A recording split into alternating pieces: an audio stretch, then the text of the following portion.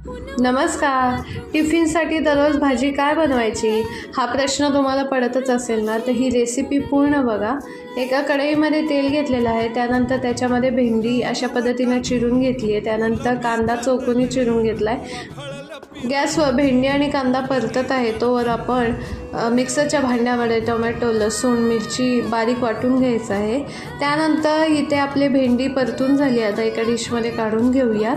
आता उरलेल्या तेलामध्ये आपण जिरं, मोहरी फोडणी देऊन त्यानंतर थोडंसं हिंग, कढीपत्ता आणि बारीक चिरलेला कांदा घालून घ्यायचा आहे.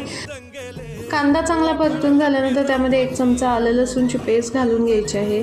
त्यानंतर ही जी आपण पेस्ट बनवलेली आहे टोमॅटो, मिरची, लसूणची, तर ती घालून घ्यायची आहे. ते चांगलं परतून झाल्यानंतर त्यामध्ये मसाले घालून घ्यायचे आहेत. हळद, लाल तिखट, काळा मसाला, मीठ आणि धणेपूड हे घालून घ्यायचं आहे आणि चांगलं मिक्स करून घ्यायचं आहे. मसाला चांगला मिक्स करून घ्यायचा आहे. नंतर झाकण ठेवायचं आहे. मसाला चांगला एकजीव झाल्यानंतर त्यामध्ये दही टाकायचं आहे. 2-3 चमचे आपण दही टाकायचं आहे. नंतर पाणी टाकायचं आहे आणि हे चांगलं मिक्स करून घ्यायचं आहे आणि ह्याला एक उकळी येऊन द्यायची आहे. तोवर मीठ थोडंसं टाकून घ्यायचं आहे आणि कसुरी मेथी जी आहे ती कसुरी मेथी त्यामध्ये घालून घ्यायची आहे. त्यानंतर ही जी भेंडी परतली होती ती त्यामध्ये घालायची, मिक्स करायचं आहे. किंवा कोथिंबीर घालायची आहे.